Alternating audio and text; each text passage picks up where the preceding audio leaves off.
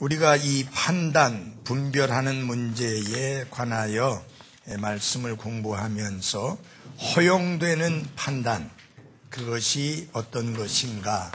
자신에 대한 판단이요, 자신에 의한 판단이요, 그 다음에 교회에 의한 판단이다 라고 하는 것을 공부하면서 지난번에 치리에 대해서 배웠죠. 오늘은 193페이지 분쟁에 관한 말씀을 간단히 보고 오늘의 핵심은 목사와 집사에 대하여서 특별한 공부를 하겠습니다. 우선 분쟁에 관한 말씀, 고린도전서 6장 1절에서 8절까지 말씀입니다. 고린도전서 6장 1절에서 8절까지 말씀입니다. 여러분이 말씀을 주의 깊게 잘 따라보기 바랍니다. 너희 중에 누가 다른 사람과 문제가 있을 때에 감히 불의한 자들 앞에서 고소하고 성도들 앞에서 하지 아니하느냐? 성도들이 세상을 판단할 것을 너희가 알지 못하느냐? 세상도 너희에게 판단을 받겠거든 너희가 가장 작은 문제들을 판단하는 것도 감당하지 못하느냐. 여기서 보면 문제라고 하는 것이 영어로 말할 때의 problem, 이게 심각한 그런 어떤 문제들을 말하는 것이 아니라 어떤 일이에요. 그냥 자그마한 일이 생겼는데 그 문제를 해결할 수가 없어서 불신자 재판관 앞에 가서 그 문제를 해결하려고 하느냐. 또 방법이 뭐예요? 재판관 앞에 가서 문제를 해결하려고 하면 고소를 해야 돼요. 고발을 하든지. 그러니 참 그게 얼마나 합당치 않은 일이냐. 왜? 성도들이 세상을 판단할 사람들인데 세상도 우리에게 판단을 받는데 그 작은 일 하나 해결하지 못해가지고 그렇게 하느냐라고 책망하는 겁니다. 3절에 보면 우리가 천사들을 판단할 것을 너희가 알지 못하느냐. 하물며 이 세상 삶에 속한 일들은 얼마나 더 많이 판단하겠느냐. 천사를 판단할 대단한 사람들이 구원받은 그리스도인들이고 그리스도 예수님 안에서 형제 자매가 된 사람들인데 그 하찮은 이 세상 일 하나 판단하지 못하겠느냐. 그걸 못해서 이 불신자 재판관 앞에 가서 판단을 해달라고 하느냐라고 책망하는 거예요. 그런즉 너희가 만일 이 세상 삶에 속한 일들을 판단하려거든 교회 안에서 가장 작게 여기는 자들을 세워 판단하게 하라. 천사들을 판단할 사람들인데 그런 일들은 그 무슨 영적으로 뛰어난 사람 할 필요도 없고 그 영적으로 뭐 대단하지 않은 사람이라 할지라도 충분히 그런 것들은 판단할 만하니 그 아무것도 아닌 거다 그 말이죠. 그만큼 하찮은 일이라는 거죠. 그래서 5절에 보면 내가 너희를 부끄럽게 하려고 말하노라. 너희 가운데 지혜로운 사람이 하나도 없다니 그 말이 사실이냐. 자기 형제들 사이에서 판단할 수 있는 자가 단 하나도 없느냐. 아니 이런 문제 하나 해결하지 못해서 이런 문제 하나 처리하지 못해서 그렇게 불신자 재판관한테 고소를 하고 그런 식으로 처리하느냐. 참으로 부끄럽기 한이 없다라고 하는 겁니다. 그러면서 오히려 형제가 형제를 고소하며 그것도 믿지 않는 자들 앞에서 하는도다. 아까 말씀드렸어요. 이거는 큰 문제가 아니고 작은 일이에요. 그런데 이게 얼마나 다투었으면 고소를 해가지고 재판관 앞에 가서 판단을 해달라 하느냐 하는 이야기입니다. 그러므로 이제 너희 가운데 전적으로 허물이 있나니 이는 너희가 서로를 고소하기 때문이라. 어찌하여 너희가 차라리 부당한 일을 당하지 아니하느냐. 어찌하여 차라리 빼앗기지 아니하느냐. 여기 사도 바울은 이것을 죄라고 말하지 않습니다. 허물이다. 우리 모두가 허물이 있죠. 우리 모두가 실수하죠. 그러니까 이거는 뭐 윤리적이고 도덕적이고 무슨 영적이고 그런 부분이 아니고 인간이기 때문에 소위 말하면 이렇게 같이 어울리고 행동하고 생활하다 보면 좀 이렇게 부딪혀서 서로 마음 좀 상할 수 있는 인간이기 때문에 허물 있고 실수를 보이는데 그걸 갖다가 침소봉대해가지고 냅다 다투다 보니까 해결이 안 되니까 이 재판관 앞에까지 가느냐. 차라리 손해보는 게 안 나느냐. 차라리 뭐 뺏기는 게 안 나느냐. 그러니까 뭐 대단한 일 안 해요. 조그마한 건데 요거 안 뺏기려고 손해 안 보려고 하다 보니까 고소까지 하는 이런 자리로까지 발전을 했으니 이 얼마나 기가 차겠어요. 여러분 얼마나 이 교회가 육신적인 교회고 세속적인 교회고 종욕적인 교회고 인간적인 교회인지를 충분히 알 수가 있죠. 예. 자, 그 다음에 이제 8절에 아니라 너희가 부당한 일을 행하고 속여 빼앗되 그것도 너희 형제들에게 그리 하는도다. 예? 그것도 모르는 사람도 아니고 그리스도 예수님 안에서 형제인 사람들에게 그런 일을 한다. 이렇게 지금 말씀하고 있습니다. 이 구절은 교회 회원들 간의 개인적인 분쟁을 다루고 있는데 이 문제들은 인신공격. 그러니까 막 서로 네가 잘못했고 네가 죄를 지었지 내가 죄를 지은 거 아니다 하면서 좀 더 심각한 문제가 일어나서 막 인신공격을 하는 그런 큰 문제도 아니에요. 그렇다고 해서 이게 이단이냐 아니냐라고 하는 것을 가리는 문제만큼 심각한 문제도 아니에요. 뿐만 아니라 도덕성과 관련이 있는 그런 문제들도 아니에요. 아까 말한 대로 허물일 뿐이에요. 영어로 a matter를 하는 거는 그냥 일이에요. 그냥 뭐 심각한 프로블럼이 아니에요. 문제가 아니다 그 말이에요. 그래서 여기 세 가지가 나와요. 잘못된 행로, 잘못된 길로 가는 거예요. 자, 그건 뭐냐? 교회 회원들이 다른 회원들을 뭐 하는 거예요? 고소하는 거. 이건 정말 잘못된 거죠. 예? 여러분, 마치 그거라고 생각하면 돼요. 형이 동생을 고소하고 동생이 형을 고소하는, 아버지가 자식을 고소하고 자식이 아버지를 고소하는, 여러분 이게 있을 수 없는 일이잖아요.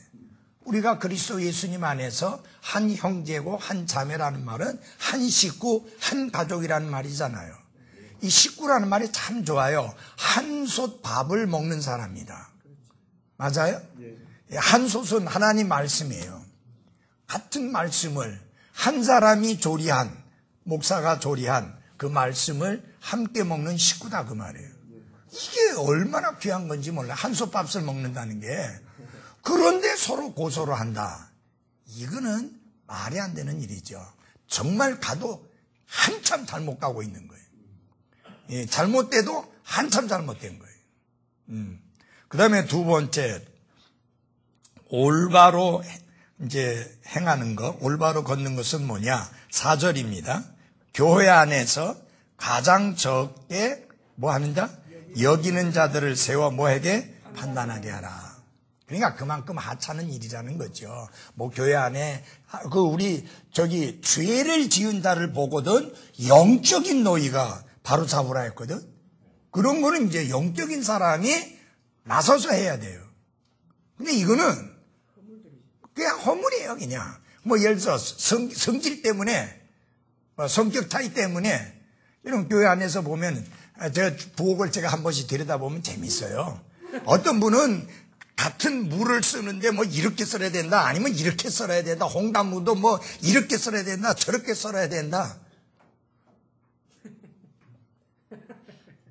그거 가지고 그래도 안 싸우는 게 참 다행이에요. 하다가 탁 던지면서 나 안 해! 하고 집에 가는 사람 아직 한 번도 못 봤거든요. 예?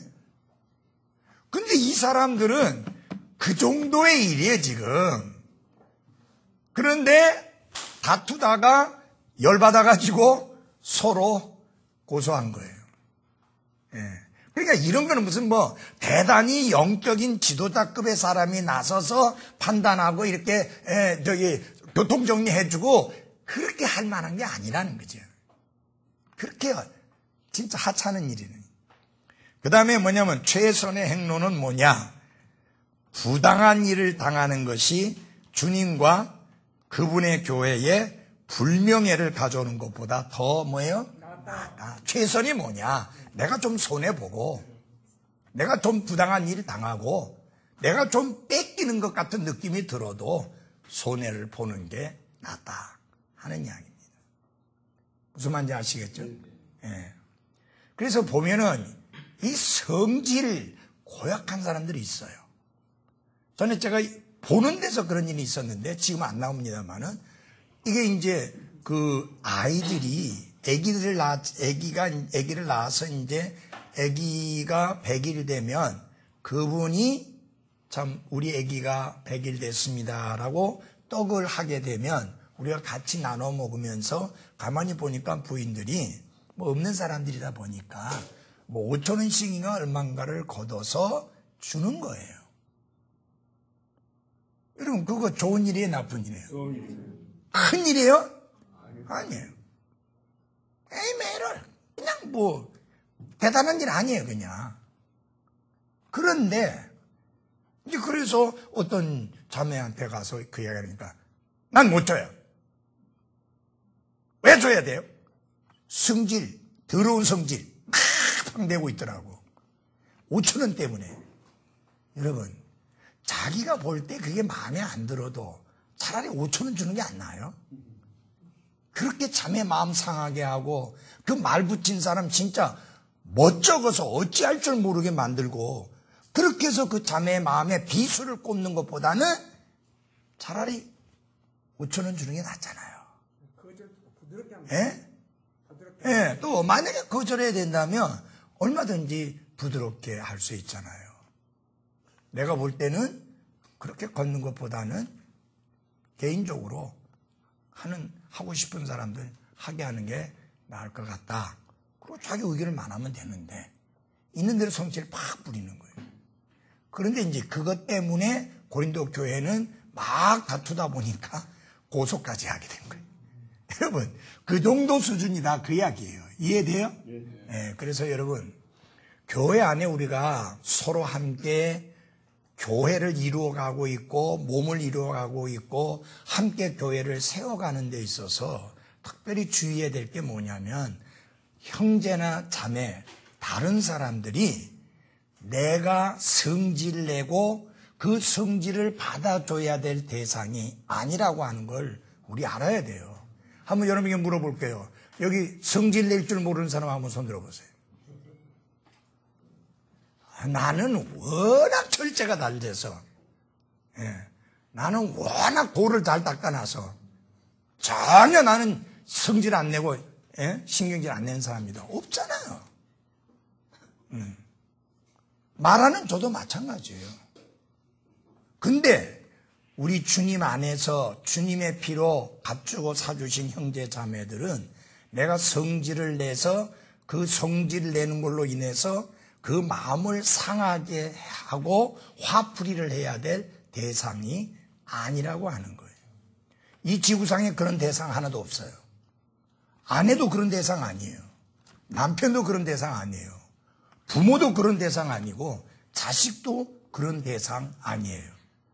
그래서 우리 자녀들은 특별히 좀 자기가 짜증스럽고 힘들고 어려우면 그냥 막 부모에게 막 부어가지고 그냥 부모에게 화풀이 하는데 부모는 그런 것을 당해야 될 대상이 아니라 이 지구상에 어느 누구도 없어요. 그렇게 화풀이 대상으로 삼아야 될 대상이 하나도 없어요. 그렇게 화풀이 대상 삼아야 될 대상이 있어요. 여러분들이 가다 보면은 길가에 가다 보면 한 번씩 있죠. 이만한 거 붙어 있고 주먹으로 빵 쳐가지고 하는 거. 거기다 가서 화풀이 하세요. 아니면 두더지 있잖아, 두더지. 뿅뿅 쳐갖고 하는 거. 둘 다 돈 들죠. 차라리 거기다가 하라고. 사람은 그 누구도 여러분이 신경질 내고 성질 부리고 그것을 받아줘야 될 대상이 아무도 없다는 이야기예요. 여러분 목사도 여러분 신경질 내고 성질 부리는 거 받아줄 대상 아닙니다. 근데 그런 사람들이 더러 있으세요. 우리 교회 나오던 사람 중에.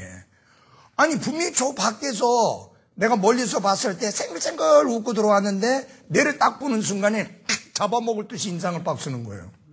그냥 감세 볼 때 저게 뭐 저런 게 있어.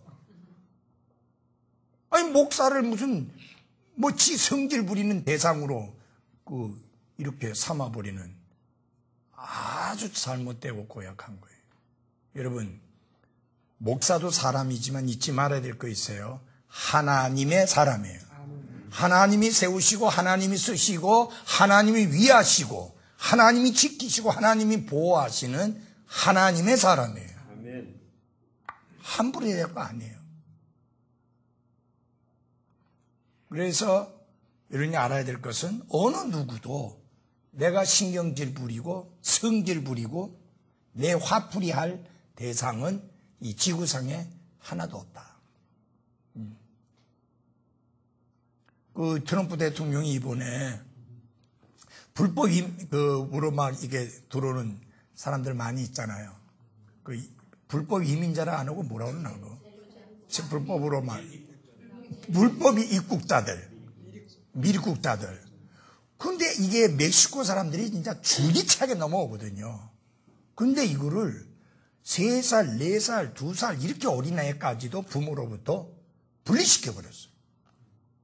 그 애들을 걔들 그대로만 놔둔 거예요. 애들끼리만 있게. 부모는 따로 하고. 그러면 이제 다시는 안 올 것 같아서. 그렇게 불법으로 안 할 것 같아서. 그러니까 부인도 멜라니아 여사도 나서서 비난하고 그 딸내미 아방칸지 뭔지 이방칸지 하여튼 그 여자 걔도 막 뭐라 하고 그러니까 또 언론들도 뭐라 하고 그러니까 할 수 없이 트럼프 대통령이 이제 물러나가지고 대신에 아이들하고 같이 있게 하는 그런 조치를 취했습니다. 하여튼 간에 우리가 성질대로 하면 안 돼. 여러분, 우리 성질대로 하면 어떻게 되냐? 이게 아담의 타락한 본성. 여러분, 성질대로 한다는 말이 아담의 타락한 본성대로 한다는 말이에요.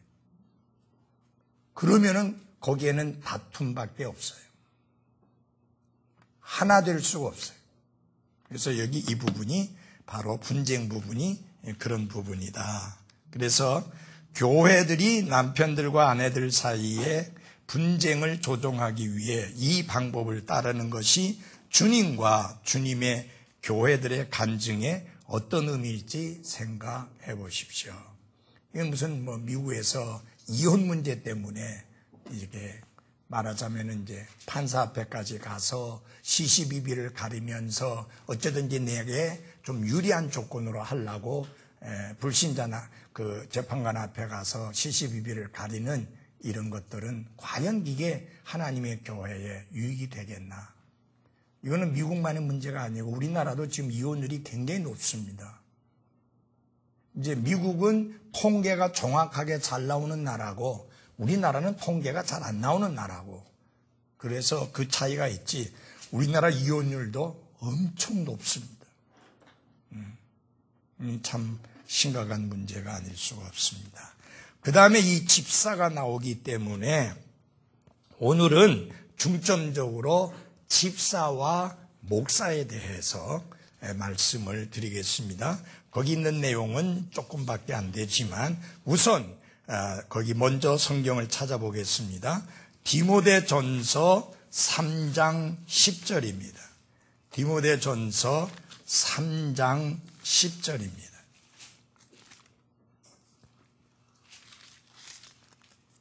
한번 누가 같이 읽어봅시다. 시작. 이 사람들도 먼저 시험해 보고 그 뒤에 책망받을 것이 없는 것으로 드러나면 그들이 집사의 직무를 수행하게 할지니라. 아멘. 이 교회에 주신 직분, 교회 안에 주신 직분이 두 가지가 있습니다. 하나는 목사요, 또 다른 하나는 집사입니다. 오직 이 두 가지 직분만이 있습니다. 교회에 하나님이 공식적으로 주신 직분입니다. 그것을 좀 이해하기 위해서 빌립보서 1장 1절을 한번 보시기 바랍니다. 빌립보서 1장 1절입니다. 예수 그리스도의 종 바울과 디모데는 빌립보에서 그리스도 예수님 안에 있는 모든 성도들과 또 감독들과 집사들에게 편지하노니. 거기 보면은 성도들이 나와요. 집사들이 나와요. 그 다음에 감독들이 나오는데 그 감독들은 목사를 의미하는 거예요. 그래서 목사, 집사, 성도들 이렇게 구분되어 있는데 직분으로서 하나님이 교회 안에 주신 직분은 두 가지. 하나님이 교회 안에 주신 직분, 사람이 만든 직분 말고 하나님이 교회 안에 주신 직분은 두 가지뿐인데 목사와 집사뿐이다. 그 다음에 이게 지금 여기에 내용이 집사이기 때문에 우리가 집사에 대해서 아까 읽은 말씀에 보면 아주 중요한 내용이 나옵니다. 먼저 이 사람들도 먼저 시험해 봐라 라고 말씀했습니다. 시험해 본다는 말이 이 사람들을 시험해 봐서 입증된 다음에 그분들을 세우라고 하는, 반드시 그들은 입증되어져야 된다. Be proved. 입증되어져야 한다 하는 이야기입니다. 그러니까 되나 깨나 아무나 집사로 세우지 뭐예요? 말라라고 하는 이야기입니다. 물론 목사도 마찬가지입니다. 아무나 되나 깨나 목사가 되고 그를 목사로서 안수하는 것은 크게 잘못된 것이라고 성경은 엄중히 경고합니다. 그래서 잘 들어주세요. 집사는 반드시 입증되어진 사람을 세워야 하는 것이 맞다라고 하는 겁니다. 자, 그러면 우리 집사와 관련해서 성경에 보면 중요한 내용들이 있어요. 집사를 어떤 사람을 집사로서 세워야 되느냐, 집사의 자격에 관한 말씀이 나옵니다. 그런데 아주 중요한 사실을 우리가 알아야 될 게 뭐냐면 집사의 하는 일이 무엇이냐, 집사는 무슨 일을 해야 하느냐라는 것에 관한 말씀이 한 군데도 없어요. 그래서 10교회를 찾아가서 그 목사님들하고 대화를 해보면 이 교회에서 집사님들이 하는 일이 무슨 일이냐라고 물으면 10교회면 10개가 다 달라요. 왜 그럴 수밖에 없느냐? 집사가 해야 하는 일이 무엇인지를 성경에 명시한 곳이 하나도 없기 때문입니다. 자, 그래서 이제 우선 집사가 언제 시작되어졌는가? 집사의 기원과 관련해서 성경은 그것을 분명히 말씀하고 있지 않습니다. 그런데 많은 목사님들과 많은 교회들이 사도행전 6장이 집사의 기원, 집사의 시작이라고 그렇게 생각들을 하고 또 그렇게 믿고 있고 그렇게 가르치고 있습니다. 우리 한번 그러면 글로 돌아가서 보겠습니다. 사도행전 6장입니다.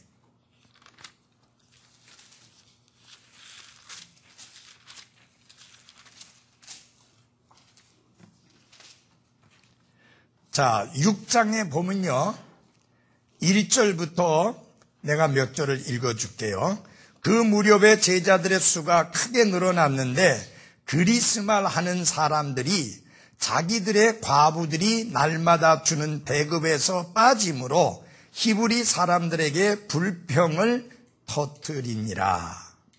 이 내용이 뭐냐면은 하나는 유대 땅, 이스라엘 땅에 거하고 있는 이스라엘 사람, 히브리 사람, 또 다른 하나는 타국에서 온 유대민족,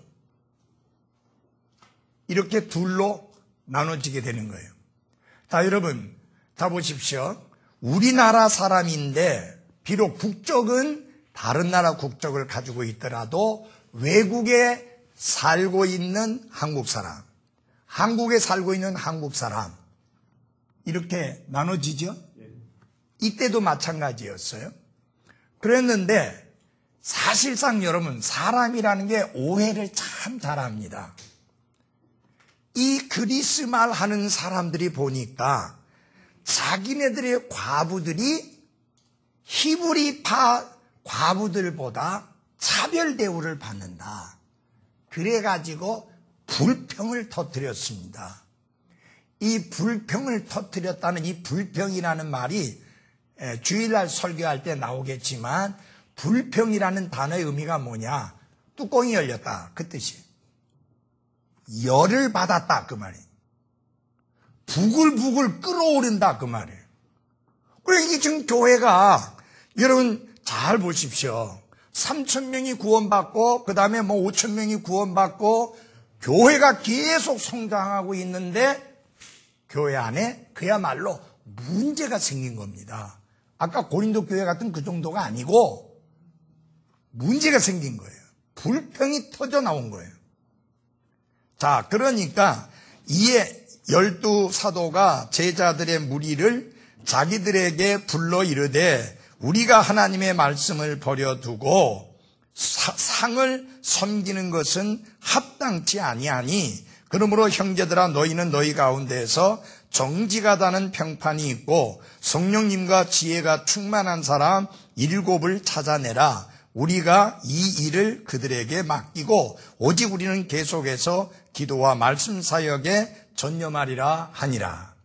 자, 이 사도들이 이제까지는 요런 문제, 이 상을 섬기는 일이라는 게 뭐냐면은, 말씀 전에도 수차드렸지만 갑자기 3,000명이 구원받았는데 이분들이 자기가 살던 나라들로 돌아가지 아니하고 예루살렘에 머물러서 함께 교제하며 말씀을 배우며 함께 예배하며 성도의 아름다운 교제를 나누고 있다 보니 여러분, 그들이 가져온 돈이 다 떨어졌을 거 아니에요. 그러니까 돌아보고 챙겨야 되잖아요. 그래서 교회가 물질적으로 엄청난 필요를 요구하게 될 때에 사람들이 돈을 들고 와서 사도들의 발 앞에 놨습니다. 심지어 여러분이 알다시피 바나바라고 하는 사람은 땅을 팔아갖고 가져와서 또 갖다 바치기도 했죠. 기억나요? 예.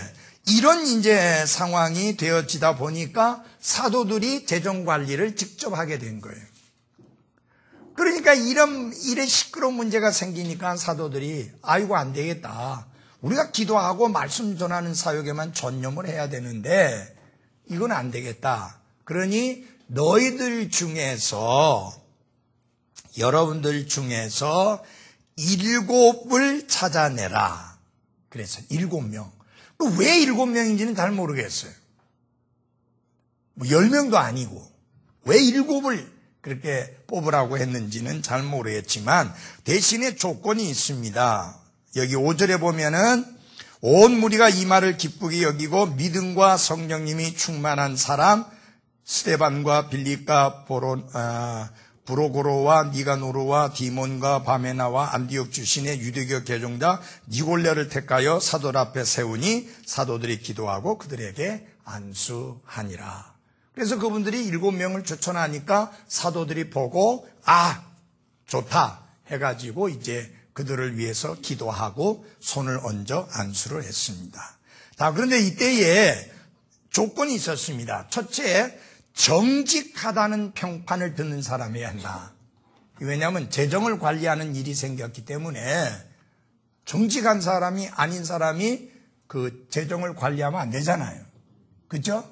그 다음에 지혜가 충만한 사람, 믿음이 충만한 사람, 성령님이 충만한 사람, 이렇게 충만한 사람을 7을 선택을 하라고 합니다.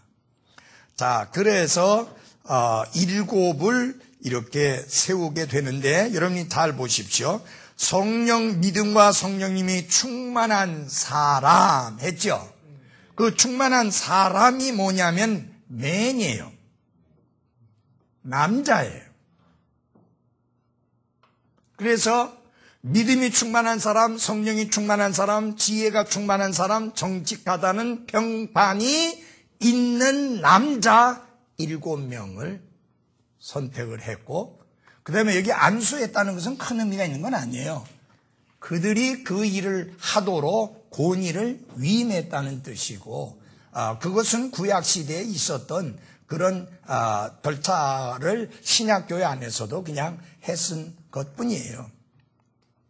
자, 그런데 문제는 이것이 과연 집사로서 세워진 첫 번째의 케이스냐 하는 겁니다.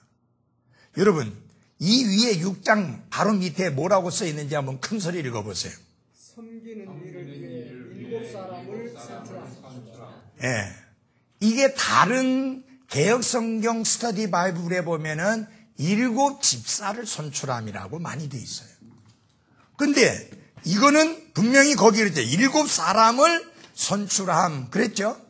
7 남자를 선출했다 그 말이에요. 자, 그 다음에 우리가 또 중요하게 여겨야 될 게 있습니다. 이 사람들은 어떤 사람과 같은 사람이냐? 비상대책위원회 위원들이에요. 비상이 걸린 거예요.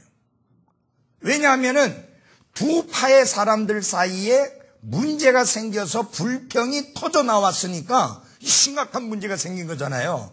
그래서 이게 비상 상황이 된 거예요. 이 비상 상황을 해결하기 위해서 비상대책위원 7명을 세운 거예요. 여러분, 비상대책위원, 지금 한국당이 지금 비상대책위원회 지금 하려고 하잖아요. 그 사람들은 그 상황을 마무리 짓고 나면 땡이에요. 계속 가는 거 아니에요. 끝나는 거예요. 예. 그러니까 이 자를 사람 자르고 이 정리하고 출당시킬 사람 출당시키고 그런 일을 하고 나면 비상대책위원회 사람들은 그 일이 사명이 끝나서 못 되는 거예요. 해체되는 거예요. 지금 이 상황은 비상 상황이에요. 그 상황을 해결되고 나면 더 이상 이분들이 할 일이 없어요. 실제로 더 이상 이분들이 할 일이 없는 상황이 오고 맙니다. 아세요? 그 다음에 여러분 잘 보십시오. 이렇게 세워지고 난 다음에 이들이 어떤 일을 했는가, 얼마나 잘 처리했는가, 얼마나 아름답게 마무리를 지었는가 하는 내용이 하나도 없어요.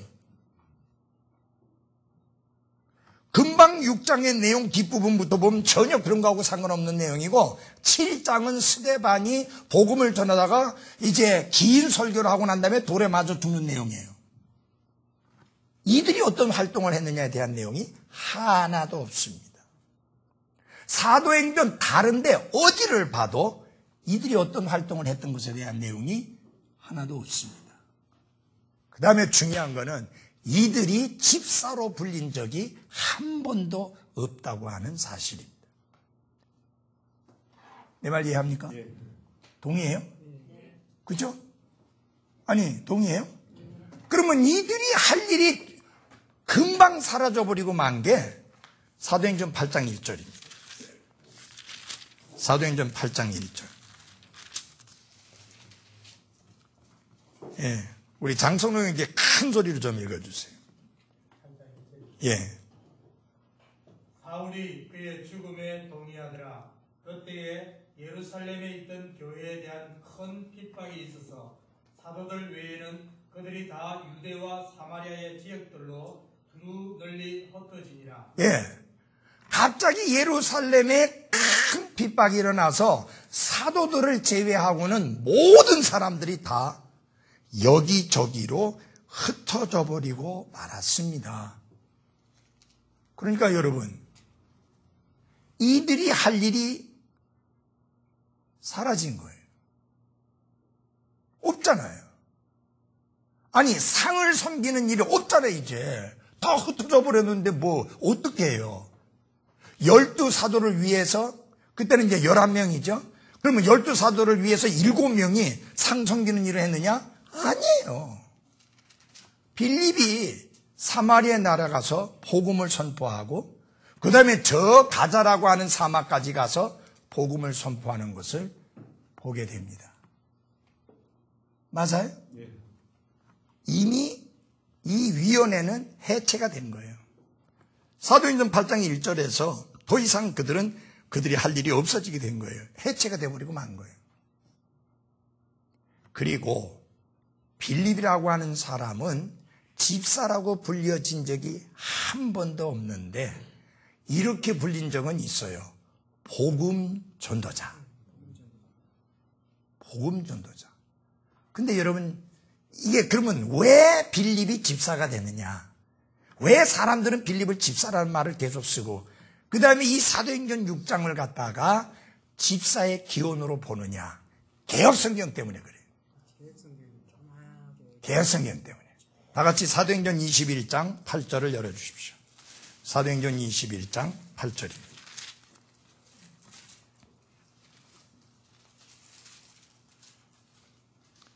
함께 읽겠습니다. 8절 시작.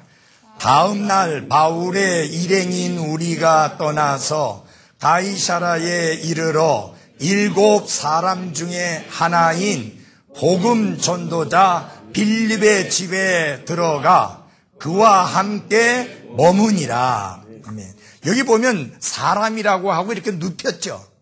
글씨가 이텔리체로. 이걸 이텔리체라고 합니다. 똑바로 쓴 거 로마체라고 하고 이 이텔리체로 눕힌 거는 뭐냐? 이해를 돕기 위해서 추가시킨 거예요. 이거는 있으나 없으나 똑같은 거예요. 그러니까 영어로는 뭐냐? 7 중에 하나인 그렇게 된 거예요. 근데 사도행전 6장에 보면은 7 사람을 택했다고 나오잖아요. 그러니까 7 사람 중에 하나인 해놓고 전혀 집사라는 말은 쓰지 않고 오히려 복음 전도자 빌립이라고 그랬습니다. 근데 그러면 왜 이게 빌립이 집사라 됐느냐? 개혁성경에 보면은 7 지사 중에 한 사람인 이렇게 된 거예요. 개혁성경에. 개혁성경이 그렇게 돼 있는 거예요. 그것 때문에 영어 안 보고 개혁성경만 보는 사람들은 그게 빌립이 집사였다. 그리고 사도행전 6장에 빌립이 나오잖아요. 그러니 그 집사를 처음 선출했던 집사의 기원이 사도행전 6장이라고 말하게 되는 거예요. 그건 전혀 안 맞습니다. 사실상 그 빌립은 전혀 집사가 아니었을 뿐만 아니라 그 사역은 빌립의 사역을 쭉 보십시오. 그 사람이 무엇에만 거의 전념했는가? 빌립에 관한 기록에 보면 복음 전하는 일에만 전념했던 이벤젤리스트, 복음 전도자인 것을 볼 수 있습니다. 지금도 복음 전도자 있잖아요. 그죠? 우리나라에는 없어요. 배고파서 못해. 왜냐하면 아무도 지원 안 해. 이 담임 목사를 하다가 은퇴하신 목사님들이 이벤젤리스트 되는 경우가, 복음 전도자 되는 경우가 많아요.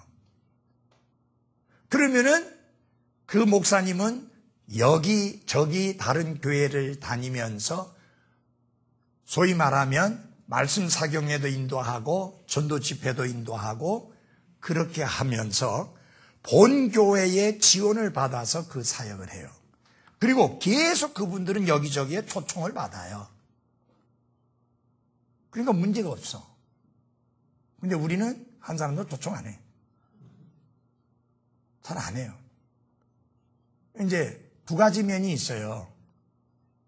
그분을 내가 잘 알지 않는 이상 잘 안 초청하고, 또 한 가지는 초청하려면 먹여주고 재워주고 살해해줘야 되니까 능력이 안 따라서도 초청을 못 하는 거예요.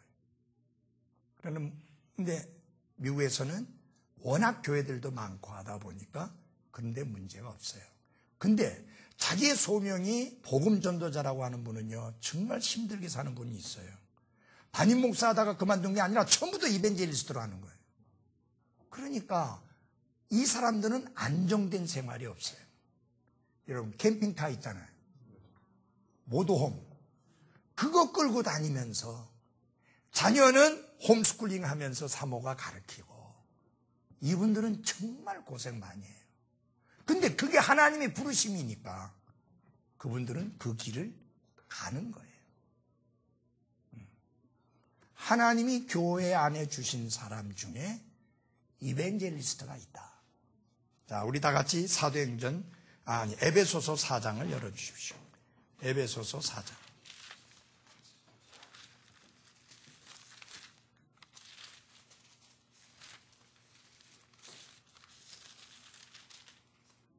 (4장) 11절입니다.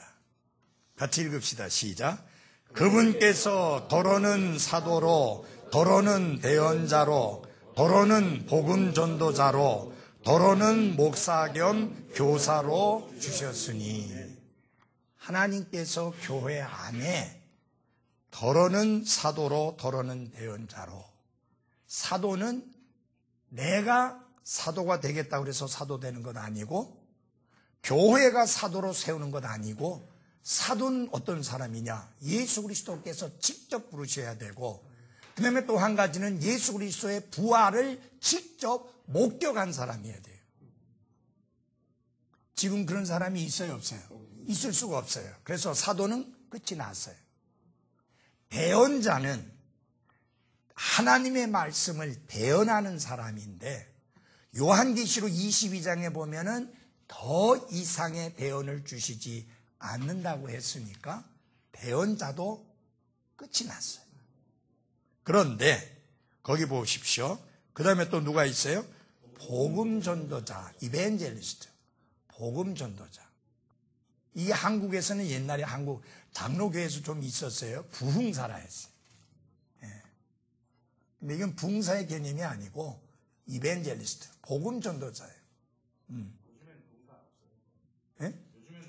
우리는 없어요. 그거 없어진 지 오래됐어요. 예, 없어요. 없어진 지 오래됐어요. 그게 옛날에는 심령부흥회라 해가지고 무지하게 많이 했어요. 뭐 1년에 몇 차례씩 하고, 예, 그래가지고 거기에 강사로 오는 사람을 부흥사라고 했어요. 근데 지금 여러분 길 가다가 뭐 심령부흥회 불받아라 뭐 이런 거 하나도 못 보잖아요. 예. 근데 이게 벌써 몇십 년 전만 하더라도 어마어마하게 많았었는데 그게 없어지고 나니까 부흥사도 같이 없어졌어요. 그러나 미국의 이벤젤리스트는 지금도 많이 있고 계속 하고 있어요. 근데 이분들은 이 말씀 그대로예요. 이벤젤리스트. 내 사명은 한 교회에 머물며 목회하는 게 아니라 이 교회, 저 교회 혹은 이곳 저곳을 다니면서 복음을 전하는 것이다. 빌리 그라함이 본래 이벤젤리스트예요. 그 사람이. 나중에 엉망진창 되어버렸지만, 예, 그렇게. 그래서, 이 빌립이라는 사람을 보면은 바로 그런 일을 한 거예요. 이분은 한 군데 머물러 한 교회를 디모데처럼, 디도처럼 사역한 분이 아니라 이곳 저곳을 다니면서 복음을 전했던 복음 전도자입니다. 집사가 아닙니다. 분명히 성경이 복음 전도자라고 말했잖아요. 아시겠어요? 잘 들어주십시오. 오늘날 미국 교회에 그 사람이 복음 전도자면서 집사인 사람은 없어. 그렇죠? 그분들은 다 안수받은 목사예요.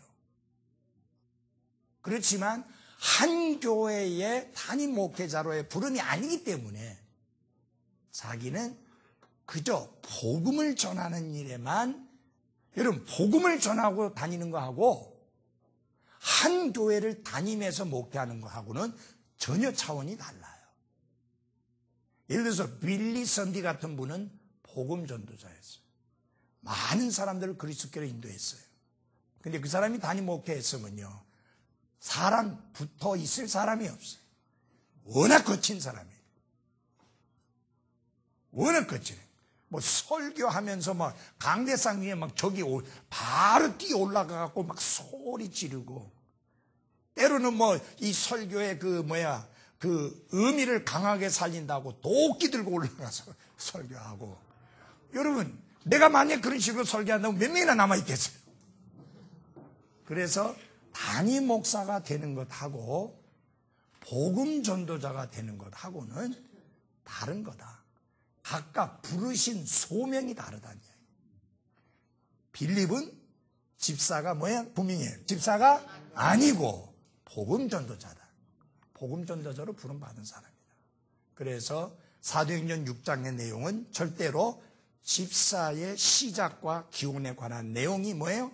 아니다. 이거 분명하게 정리가 돼야 합니다. 그래서 아까 다행히 나는 이게 그 성경에도 그 내용 분해할 때 7 집사 뭐 이렇게 안 해놓은 것만 해도 참 다행이에요. 처음부터 그랬었어요. 보니까 예. 초판 나올 때도 이런 식으로. 예, 초판 나왔을 때부터도 그렇게 된 게 다행이에요. 만약에 이걸 집사라고 해놓으면 사람들이 그 내용도 성경과 똑같은 내용이라고 알고 있어요. 예. 그래서요, 미국의 어떤 교회 목사님은 완전히 성경만 있는 그 성경만 성도들이 보도록 해요. 그러니까 레퍼런스 바이블, 이 관주가 들어있는 건 일체 못 보게 하는 목사님이 있어요. 그리고 제가 이 선교사님들 동서 듣게 되는데 뭐라 그러냐면은, 선교사님 성경 좀 봅시다. 안 돼. 만약에 레퍼런스 바이블을 관주 성경을 가지고 있으면 우리 교회에서는 그 성경 안 씁니다. 그래서 아무것도 없는 성경 그걸 내주면서 이것으로 성경 설교하십시오. 그렇게 한다는 거예요. 여러분, 사실은 여러분 그 간극론이라고 하죠. 창세기 1장 1절하고 1장 2절 사이에 엄청나게 긴 시간이 있었고 1장 3절부터는 재창조다, 리크리에이션이라고 그 간극론을 가리키는데, 그것을 사람들이 믿고 받아들이고 목사님들도 열심히 설교하게 된 원인 중에 하나가 스코필드 레퍼런스 바이블이 그렇게 설명하고 있기 때문에. 그 성경은 미국의 그리스도인들에게 엄청난 사랑을 받은 책이에요. 지금도 나와요. 지금은 좀 없애갖고 나오는가, 그 내용을? 그러니까 그거 없애서 나온다잖아요. 그게 하도 문제가 되니까. 예. 그래서 여러분이 성경을 공부하는데 도움이 되는 것은 괜찮은데, 그 관주 달아놓은 내용이 바르지 않을 때는 치명적이라는 이야기. 목사님, 지금 간주를 잘 안 본 사람 주로인데, 예. 지금도 나오지만 그 주석 성경 있잖아요. 예. 성순 주석 아가페 네. 주석이 있을 때는 예. 모교회 목사님은 예배 중에는 못 가지고 있어요. 그러니까 그런 케이스와 같은 거예요. 목사님 예. 설교하고 있는데 그 주석을 본 거야 지금. 예. 목사님 맞게 설교하나 주석 성경이 있습니다. 그러니까 문제는 뭐냐면 거기 주석 성경으로 돼 있으니까 거기 주가 많이 달려져 있잖아요. 그거하고 목사님 설교하는 것을 비교해가지고 이거하고 안 맞으면 목사님이 틀린 게 돼버리는 거예요. 그리고 설교에서 신경을 쓰고 보니까 그래서 집에서 공부를 할 때 보더라도 예배 중에는 가지고 오지 말도록. 예, 그래서 여러분들이 조심해야 될 것은 뭐냐 하면은, 순수하게 여기 성경 몇 장 몇 절 요것만 성경이지, 스터디 바이블이라든지 이런 데 있는 내용들은 성경이 아닙니다. 그거는 성령의 영감으로 기록되어진 하나님 말씀이 아니에요. 아시겠어요? 예, 그러니까 이제 그런 거는 참고로만 하지, 그게 항상 맞다라고 생각하지 말기를 바랍니다. 자, 그 다음에 이제 우리 집사의 자격을 한번 가서 보겠습니다. 아까 보았던 디모데전서 3장으로 돌아갑니다.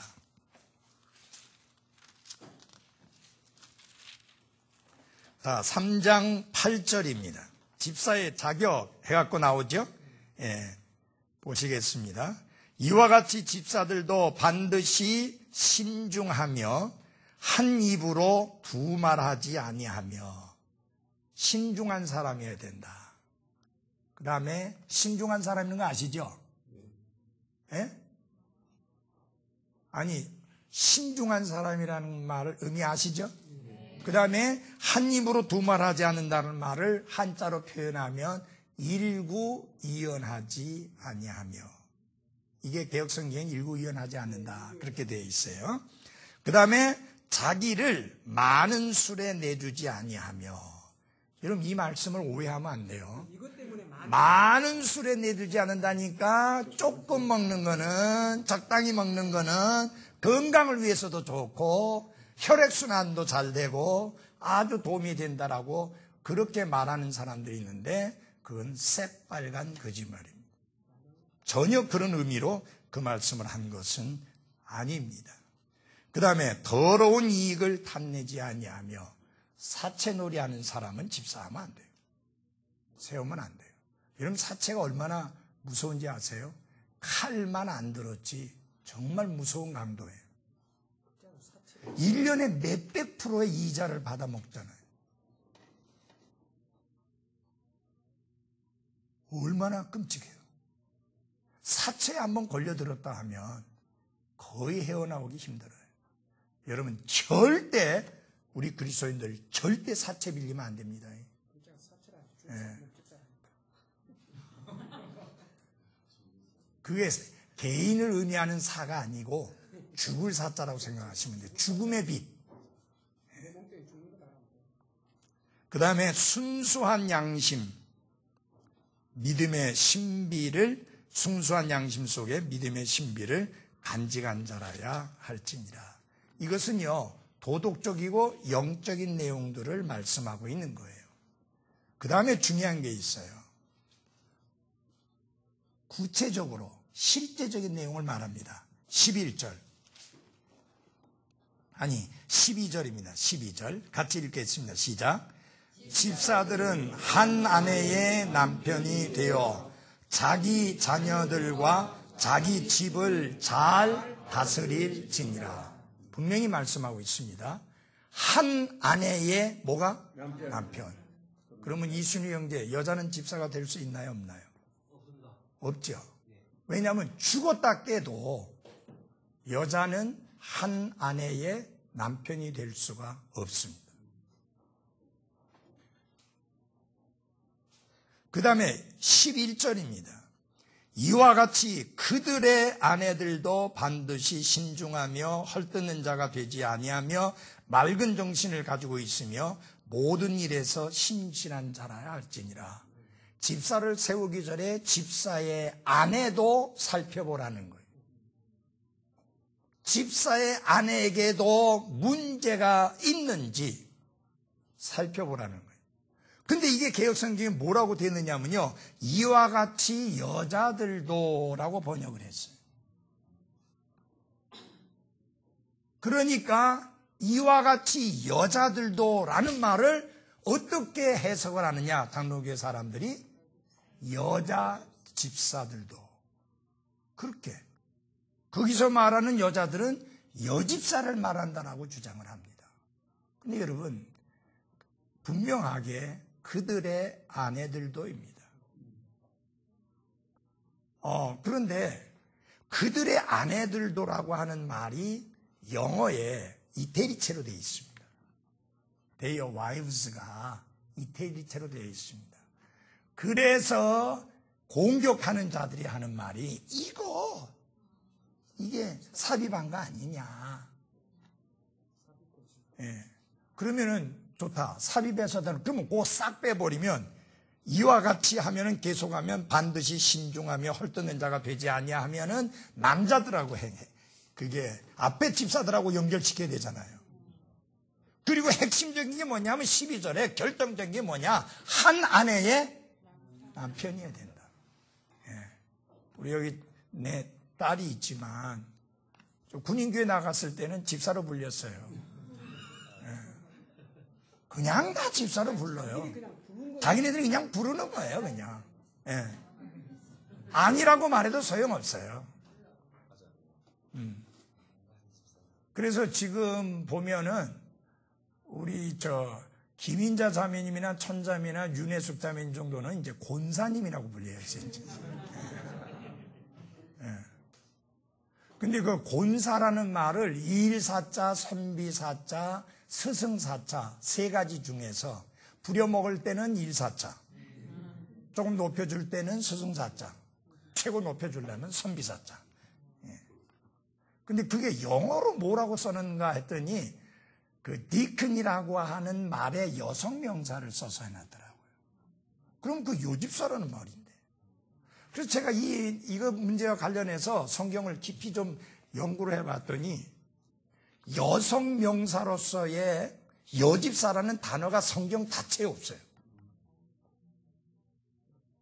저기 그리스어로 디아코노스라고 하는데 디아코노시스라고 하는 여성 명사가 전혀 없어요. 성경에 한 번도 안 나와요. 무슨 말이에요? 여자는 집사로 세우지 않았다는 이야기예요. 자, 그런데 왜 여집사 주장하느냐? 로마서 16장 1절을 열어주십시오. 로마서 16장 1절입니다.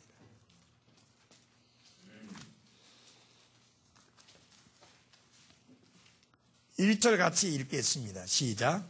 내가 갱그리아에 있는 교회의 종 우리의 자매 베베를 너희에게 추천하노니. 거기 보면은 개역 성경에는 교회의 일꾼이라고 되어 있습니다. 교회의 일꾼이라고 되어 있습니다. 개역 성경에. 그런데 문제는 개역 성경에 밑에 보면은 줄을 달아놓은 내용이 있잖아요. 거기에 보면은 3번인데 3 해놓고 혹은 집사 그렇게 되어 있습니다. 그래서 그것을 근거로 분명히 이 로마 교회에서도 집사가 있지 않았습니다. 그렇게 이야기를 합니다. 근데 이 디아코노스라고 하는 말, 영어로 디큰이라는 말은 그 그리스어 발음을 그대로 음력한 거예요. 디큰, 디아코노스 비슷하죠? 네, 음력한 거예요. 해석한 게 아니고. 그럼 무슨 의미를 가지고, 디아코노스라는 말은 무슨 의미를 가지고 있느냐? A servant, 종, 하인, A minister, 일꾼, 사역자, 그런 의미를 가지고 있어요. 여집사의 의미는 전혀 없어요. 그 다음에 여러분, 우리 천자매 저기 있는데, 천자매가 저희 교회에서 공식적으로 내가 고용한 일꾼이었어요. 내 비서였거든요. 세크리터리. 그러면 천자매를 말하게 되면은 똑같은 표현을 쓸 수 있는 거예요. 베베가 그 교회 안에서 그런 일꾼이었다고 말이에요. 그러니까 이게 여성 명사를 썼는가 했더니 전혀 그런 여성 명사 안 썼어요. 그냥 일꾼이라는 말로 그냥 썼어요. A servant라는 말은 여성 명사 없어요. 미니스터라는 말도 여성 명사 따로 없어요. 여자건 남자건 다 그렇게 똑같이 쓰는 거예요. 그래서 디아코노스라는 말의 여성 명사가 성경에 한 번도 쓰인 적이 없어요. 그러므로 여집사의 가능성은 전혀 제로예요.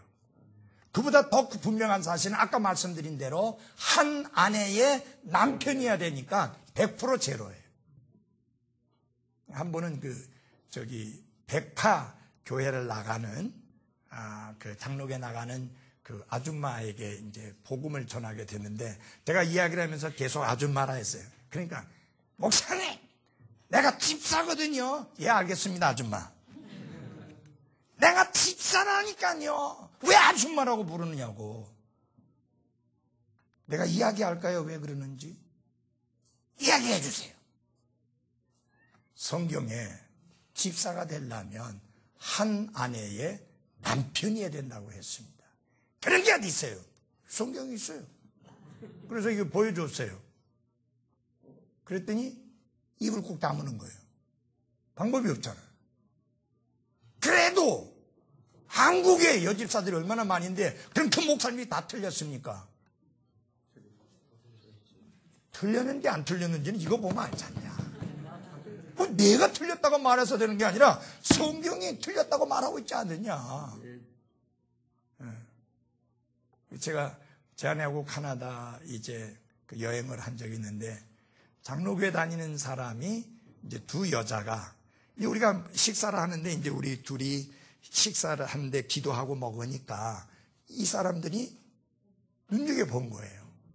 이제 뭐 모르는 사람하고 같이 이제 섞여서 이렇게 여행하는 거잖아요. 그러니까 와서 접근해서 묻더라고요. 혹시 교회 다니시냐고. 그래서 제가 목사고 내 아내입니다. 그러니까 그러시냐고. 그다음부터는 이게 이제 그 사람들은 그런 거 있잖아요. 밥 먹을 때 목사가 기도해 주면 이게 보통 대단한 게 아니거든요. 어쩌다가 또 자기들을 위해서 기도해 주면 이건 보통 그게 아니거든. 이야, 이게 복받을 길이 생겼다 해갖고 이제 착 붙어갖고 이제 밥 먹을 때마다 와서 붙는데 소개를 합니다. 저는 아무개 집사고 카나다에 있고, 그 다음에 제 친구는 아무개 집사인데 부산에 그 어디 교회 다니고 있다고 그래요. 그러느냐고. 그러면서 이제 여행이 다 끝날 때 이제 마지막이 선상에서 파티를 하면서 이렇게 이제 헤어지게 되는 건데, 그러다 보니까 조금 다윗 시간이 있어서 대화를 할 시간이 있었어요. 그래서 제가 그랬어요. 조금 이상하게 생각하지 않았느냐. 두 사람이 분명히 나에게 집사라고 소개를 했는데 함께 다니는 여러 날 동안에 내가 한 번도 집사라고 부르지 않은 거에 대해서 이상하게 생각하지 않았느냐. 그러니까 이게 이제 나한테 주입을 시키려고 지네 둘이 대화하면서 막 집사님 하면서 막 이제 이걸 계속 이제 내가 집사라고 불러줄 것을 이제 유도해내려고 이상하게 생각했다는 거예요. 처음에는 잘못 들으셨는가. 그래서 제가 왜 안 불렀느냐. 성경에 여자 집사가 없기 때문입니다. 그러니까 깜짝 놀라는 거예요. 성경에 여자 집사가 없어요? 예, 없어요. 성경에 집사의 자격 중에 가장 핵심적인 것 중에 하나가 뭐냐? 한 아내의 남편이어야 된다고 했습니다. 남편이 될 재간이 없잖아요. 남편 집에 있잖아요. 그 말은 남자이어야만 한다는 뜻입니다. 그때만 하더라도 이 여자 목사 잘 없을 때거든요. 그러니까 아니 목사님 중에 여자 목사님이 없죠. 왜 그런지 알아요? 한 아내의 남편이 된다고 말씀하고 있습니다. 그게 그래요. 몰랐었습니다. 그리고 상당히 깨닫는 이 돌 깨지는 소리는 들리던데 얼마나 다시 자기 교회로 돌아가면 도레미 탑을 하겠죠. 근데 한국에 나가면 꼭 목사님 교회 들리겠습니다 했는데 10년이 넘었는데 아직 소식이 없네요. 그래서 정리합니다. 정리를 해보면 어떻게 됩니까?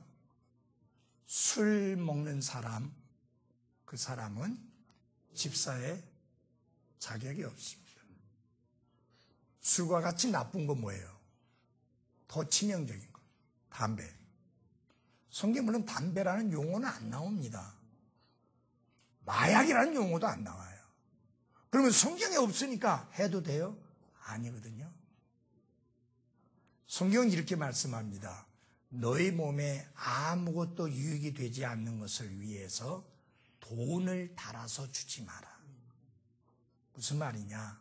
우리 몸에 해되는 것을 돈 주고 사서 먹거나 마시지 말라는 뜻이에요. 당연히 성경에 마약이라는 단어가 없지만 당연히 안 해야 되는 거 맞잖아요.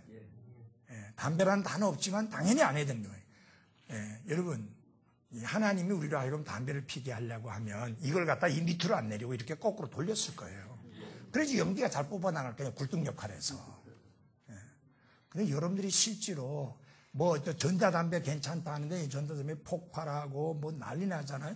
지난번에 한 사람이 전자담배 피는 거를 성은이하고 나하고 이제 같이 차 타고 가다 봤는데, 와, 이 사람이 전자담배 딱 가다가 팍 연기를 내놓는데 진짜 어마어마한 양이 나오더라고요. 그걸 보면서 깜짝 놀랐어요. 저런 걸 피고 있나. 이 얼마나 끔찍한 거예요. 절대 그런 것들을 행하는 사람이 교회 안에서 집사로 세워지면 안 됩니다. 그다음에 중요한 게 있습니다. 집사는 한 지역 교회의 집사입니다. 무슨 말인지 아시겠어요? 다시 말하면 우리 교회에서 집사로 세웠으면 그 사람은 어느 교회를 가거나 집사가 아닙니다. 부산 성서 침례 교회라고 하는 이 지역 교회의 집사입니다. 지금 우리 강배원 부형님이라고 나오시잖아요. 그분은 내가 신학교 다닐 때 집사였었던 분이에요. 내가 섬기던 교회 집사님이셨던 분이에요. 근데 제가 우리 교회에서 집사라고 안 부르잖아요. 왜 안 부르느냐? 그분은 다른 지역 교회에서 집사였었지 우리 교회에 집사로 세운 적이 없어요. 그래서 부형님이라고 부르는 거예요. 내 말 이해돼요? 예. 그 부인이 우리 교회 오면 자기 남편을 소위 말하면 평생 집사한 사람을 부형님이라고 부를 때 그거를 소화를 해낼 수 있을지 없을지 조금 의아한 면이 있어요. 근데 아직은 키가 바짝 살아갖고 안 오네요. 안 따라오네. 그리고 또 저쪽에서는 예. 그 전도사로 부르더라고요. 예, 그쪽에서는 또 전도사처럼 사역을 했었어요. 병원에 예. 또 실제로 전도하고 전도사라고 이제 이름을 붙여갖고 이제 하고 있다 보니까. 그러나 그건 딴 데 이야기지. 우리 부산 성서 침례교회라는 지역교회의 집사가 아니기 때문에 집사라고 부르지 않는 겁니다. 이해하시겠어요? 예. 그렇게 되면은 해외 거주 집사가 있을 수 있어요, 없어요? 예. 우리 장성로 형제가 집사하다가 해외 갔다가 땡 딸렸잖아. 왜냐하면은 해외 거주 집사는 있을 수가 없어요. 그 지역교회 안에 머물 때만 집사로서 섬길 수 있는 거지. 집사는 그 지역교회의 집사지. 그 지역을 떠나서 딴 곳에 예를 들어서 무슨 특별하게 한 1년 정도 뭐 서울에 근무하게 됐다. 매주 내려오기 힘드니까 막 거기서 한 교회 택해서 거기서 섬긴다. 그러면은 집사를 자르지는 않죠. 예. 그렇지만 그분이 그 교회 가서 집사 되고 그러는 거는 안 되는 거예요. 우리 교회 집사니까. 지역교회 집사입니다. 아시겠죠? 예. 목사는 한 지역교회 목사가 아니에요. 담임 목사는 아닐 수 있지만 그분은 어디에 가든지 목사예요. 그 교회 목사는 아니에요. 예. 그 교회의 담임 목사도 아니고 그 교회 목사도 아니지만 목사입니다. 집사는 그거 아니에요. 다른 거예요. 목사는 부르심을 받아서 하나님이 따로 갈라 세우신 사람이고 집사는 하나님이 불러서 따로 세운 사람 아니에요. 그래서 절대 목사하고 똑같은 게 아니에요. 그래서 집사에게 제일 중요한 게 뭐냐? 교회에 충성하는 거예요. 그리고 목사에게 충성을 하는 거예요. 거기서의 충성이라는 게 그 고린도전서 4장에 나오는 faithfulness 그거 아니고 신실함이 아니고 로열. 그 국내에서 충성하잖아요. 그거 하듯이 목사에게 순종하고 복종하고 따르는 거예요. 그래서 집사야 하는 일은 목사를 도와 주님의 사역을 목사님이 원활하게 편하게 잘 할 수 있도록 돕는 사람들이다. 그래서 저는 개인적으로 디큰 보드라고 하는 영어 이거는 안 맞습니다. Fellowship of Deacons 집사들의 친교회는 맞지 집사회 이거는 맞는 게 아니죠. 예, 집사회 있죠. 집사회에 또 회장도 있잖아요. 또 Chairman of Deacon Board라고 해가지고 예, 그럼요. 우리나라 보고 있어요?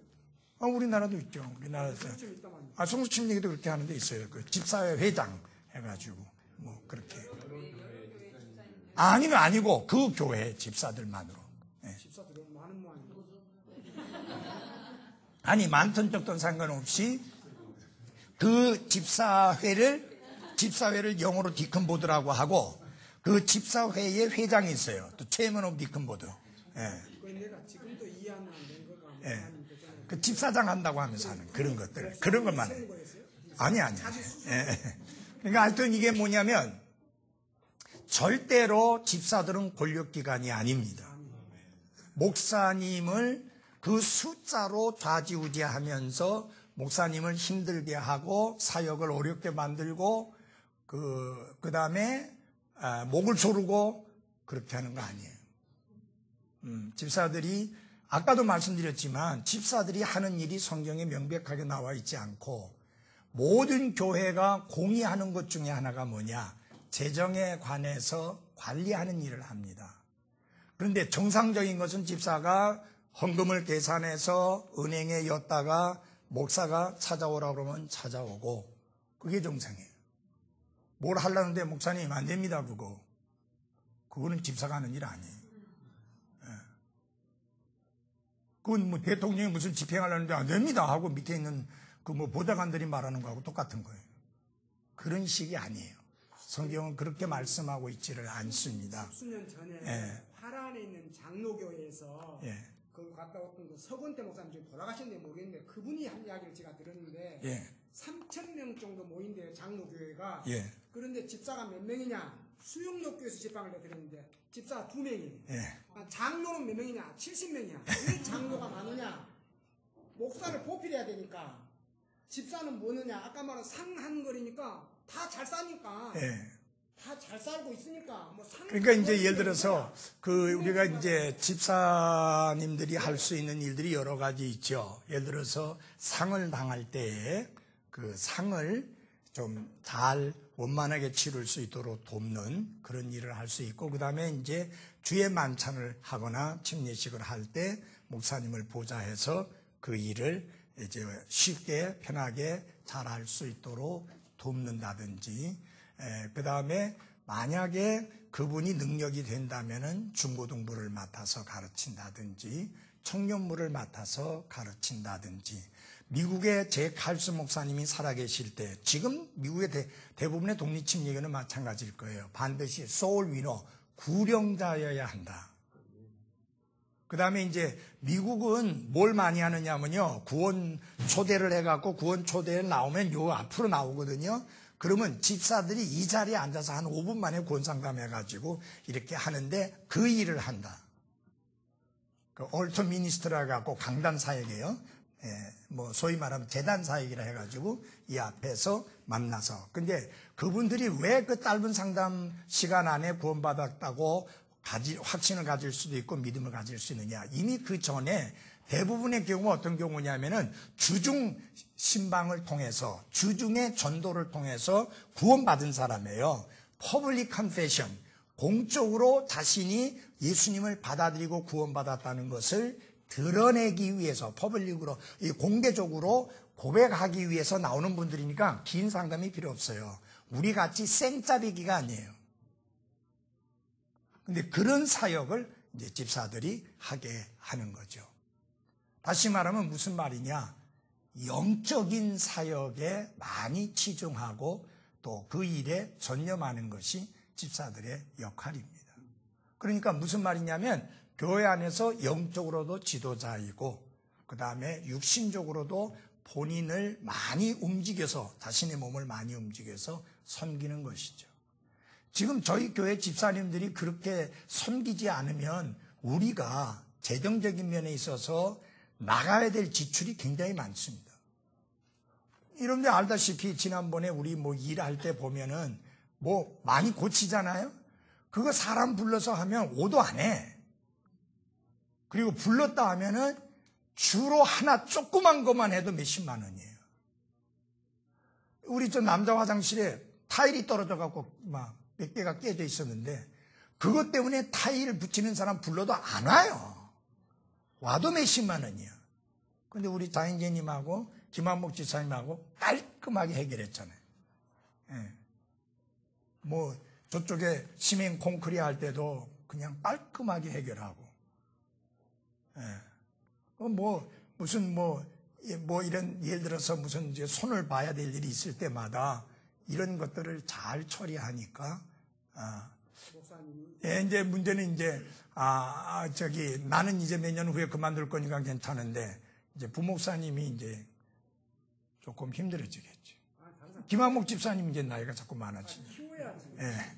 키워야 되는데 허집사하고 당형제까지는 괜찮은데 그 밑에 사람들은요 아무리 키워도 그거는 뭐 키운다고 되는 게 아니야. 그런 종류의 일에 종사를 해야지. 뭐 은일이 형제가 뭐 그거 할 수 있겠어요? 마음뿐이지. 그럴 때는 뭔 일 때문에? 예? 그러면 어떻게 되느냐? 그때는 돈을 많이 내자는 거예요.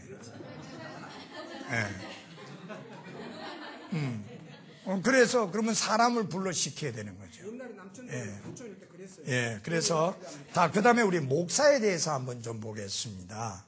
목사에 대해서 아까 보면은 에베소서 4장에서 우리가 보았죠. 하나님께서 교회 안에 목사, 교사로 세웠다 그랬죠. 예, 그래서 목사는 목사이면서 또한 티처, 교사이다. 그래서 목사의 자격 중에 하나가 가르치기를 잘해야 된다는 내용이 나옵니다. 예. 자, 그럼 우리 사도행전 20장으로 돌아가 보겠습니다. 사도행전 20장. 사도행전 20장 17절. 그가 밀레도에서 에베소로 사람을 보내어 교회의 장로들을 부르니. 누구를 불렀어요? 장로들을 불렀습니다. 그리고 그들에게 이렇게 이야기합니다. 28절 같이 읽겠습니다. 시작. 그러므로 너희 자신과 온 양떼에게 주의를 기울이라. 성령님께서 너희를 그들의 감독자로 삼으사 하나님의 교회 곧 그분께서 자신의 피로 사신 교회를 먹이게 하셨느니라. 자, 여기서 보면은 장로들을 불러 모아놓고 하는 말이 여러분은 이 양떼들의 감독자이십니다 라고 말합니다. 감독이라고 이야기합니다. 그래서 디모데전서 3장을 보면은 1절부터 7절까지 보면은 감독의 자격은 하고 나옵니다. 예? 한번 보겠어요. 디모데전서 3장.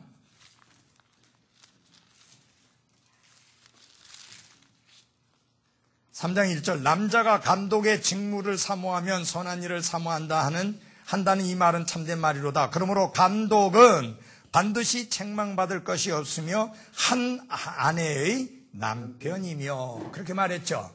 이 말씀을 모든 목사님들이 목사의 자격을 말하고 있는 것으로 다 그렇게 설명합니다. 그 말은 무슨 말이냐? 목사가 곧 뭐라는 말이에요? 감독이라는 뜻입니다. 그래서 이 감독이라고 하는 말, 이게 뭐냐면 양떼를 감독하는 일을 해야 됩니다. 왜냐하면은 이리가 와서 늑대가 와서 양떼를 해치지 못하도록 양떼를 잘 보호하고 관리하고 감독해야 될 책임이 목사에게 있다. 그런 면에 있어서 감독이라고 했습니다. 아시겠죠? 그러니까 목사가 곧 감독이다. 그런데 감리교회는 목사 위에 감독이라는 제도가 있습니다. 그리고 실제로 지금 이런 이름을 가진 에피스코폴 처치라고 하는 그 감독교회라는 교회가 실제로 있어요. 그 다음에 장로는 뭐라고 합니까? 장로는 디모데전서 5장을 보십시오. 디모데전서 5장에 보면은 장로에 대한 자격이 나오는데 5장 17절에서 19절 잘 다스리는 장로들을 2배나 존경할 자로 여기되 특별히 말씀과 교리로 수고하는 자들에게 그리할지니라 라고 하는 말씀이 나옵니다. 그래서 이 장로 교회를 갖다가 이 영어로 프레스비테리언 처치라고 하잖아요. 그 말은 그리스에서 그대로 가져온 거예요. 자, 그럼 여러분들이 참고를 하시기 바랍니다. 그리스 사람들은 그런 식의 역할을 감당하는 지도자를 감독이라고 불렀어요. 그런 식으로 영적인 지도력을 발휘하는 사람들을 이스라엘 사람들은 오래전부터 장로라고 불렀어요. 그러면 가장 기독교적인 이름이 뭐냐? 포이맨, 목자라는 말이에요. 이 목자라는 말인데 패스터라는 말은 목자라는 말이거든요. 근데 목자가 놈자자니까 다행히 스승사자를 붙여줘서 목사라 그렇게 말하는 거예요. 양떼를 먹이고 돌보는 거예요. 그래서 목사의 사역은 양떼를 목자가 양을 돌보듯이 양을 돌보는 것이고, 장로라는 개념은 지도자, 권위, 이끄는 자, 그런 개념을 가지고 있습니다. 그 다음에 감독이라고 하는 것은 그야말로 잘 보호하고 관리하면서 감독하는 그런 기능을, 책임을 가지고 있습니다. 이것은 각기 다른 이름이지만 한 사람을 가르치는 그런 칭호입니다. 그래서 목사가 장로고, 목사가 감독이고, 목사가 바로 목자이고, 그렇게 되는 겁니다. 그래서 저희 교회 안에는 뭐가 없어요? 장로가 없어요. 이게 참 우스운 게, 장로의 자격을 말할 때에 이 말씀을 목사의 자격이라고 말하면서 장로교회에서는 계속해서 장로들을 세우고 있는 거예요. 특별히 존 칼빈이 잘못한 게 있어요. 12절입니다. 아까 디모데전서 5장 12절. 잘 다스리는 장로들을 2배나 존경할 자로 여기되 특별히 말씀과 교리로 수고하는 자들에게 그리할지니라. 여기 존 칼빈은 어떻게 구분을 했느냐 하면, 잘 들어주세요. 다스리는 장로와 가르치는 장로로 구분을 했어요. 그러면 여러분, 가르치는 장로는 누구예요? 목사예요. 다스리는 장로는 누구예요? 소위 장로교회에 있는 장로들이에요. 근데 여러분 다 보십시오. 가르치는 장로는 정말 교회가 큰 규모가 아닌 이상 한 사람이에요. 근데 다스리는 장로는 여러 명이에요. 누구 힘이 더 세겠어요? 다스리는 장로가. 거기다가 문제는 뭐냐? 다스리는 장로들이 전부 다 재정권을 쥐고 있는 거예요. 그래서 목사는 월급쟁이에요. 심지어 어떤 경우까지 생기는지 알아요? 지금 딴 교회로 가서 목회하도록 정해진 교회도 없어요. 근데 그 목사님을 쫓아내보내면서 어떻게 하느냐? 이삿짐 센터를 불러와가지고 짐을 다 실어요. 정해진 데도 없고 갈 데도 없는데.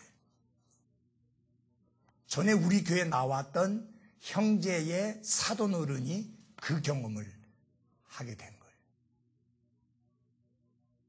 근데 그거는 비일비재한 일이에요. 그래서 이 존 칼빈이 잘못한 것 중에 치명적인 잘못 중에 하나가 뭐냐면은 다스리는 장로와 가르치는 장로를 구분해서 다스리는 장로가 다수인 소위 말하면 장로교회를 세운 게 치명적인 잘못이에요.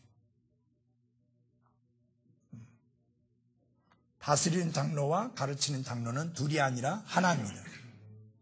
다스리는 장로가 가르치는 일을 하고 가르치는 장로가 다스리는 일을 하는 그런 것입니다. 이분화되어 있는 게 아닙니다. 아시겠죠? 그래서 아까도 이야기했지만 목사는 반드시 한 아내의 남편이어야만 합니다.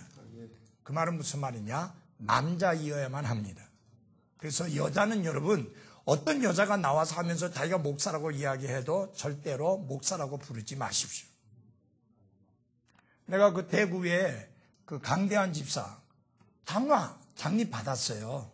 내가 그분 1년 동안을 이 성경 교리를 가르쳤거든요.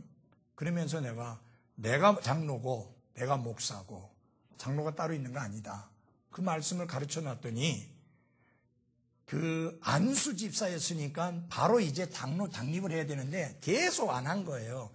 근데 처남들이 다 장로들이야. 처남들이 쥐어박는 거예요. 손이 처남인데 너 혼자만 잘났고 너 혼자만 성경 교리하고 그럼 우린 다 엉터리고 우린 다 가짜냐. 계속 밀어붙이니까 목사님 너무너무 힘들어서 도저히 안 되겠어요. 나와야 되는데 갈 기회가 없다는 거예요. 부산까지 올라니 너무 멀고. 그래서 전에 한 번은 부산까지 왔었잖아요. 예. 그리고 여기 와서 침례받았던 딸내미들. 그런데 문제는 이렇게 되니까 할 수 없이 해야 되겠다고. 그래서 제가 그랬어요. 그렇지만 나는 절대로 당신을 장로라고 안 부른다. 내가 장로니까. 당신은 집사다. 안 부른다, 집사로 부른다. 괜찮겠느냐? 아이, 목사님 상관없습니다. 그런 거예요. 그래서 지금도 집사라고 하잖아요. 그분 그게 장로거든요, 장로계. 예. 근데 그분은 잘 배웠어요. 그래가지고 장로가 맞지 않다나 장로가 목사가 바로 장로라는 걸 알고 있어요. 그래서 여러분 성경적으로 성경은 너무 분명히 말하고 있는데 다시 사도행전 20장으로 돌아가 보겠습니다. 사도행전 20장.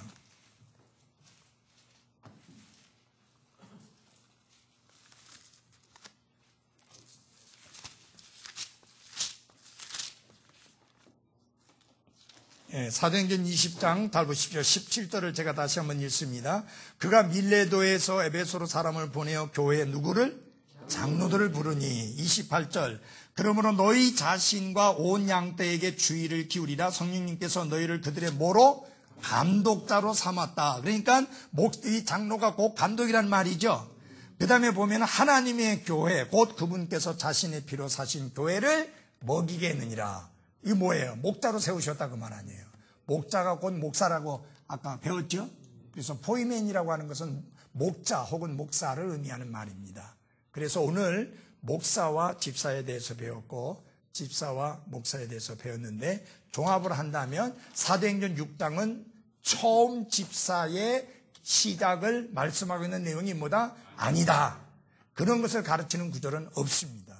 그 다음에 집사의 자격은 있지만은 도덕적이고 신앙적인 영적인 자격은 있는데 분명한 사실은 집사가 해야 하는 일이 무엇인가에 대하여 밝히고 있는 구절이 없다.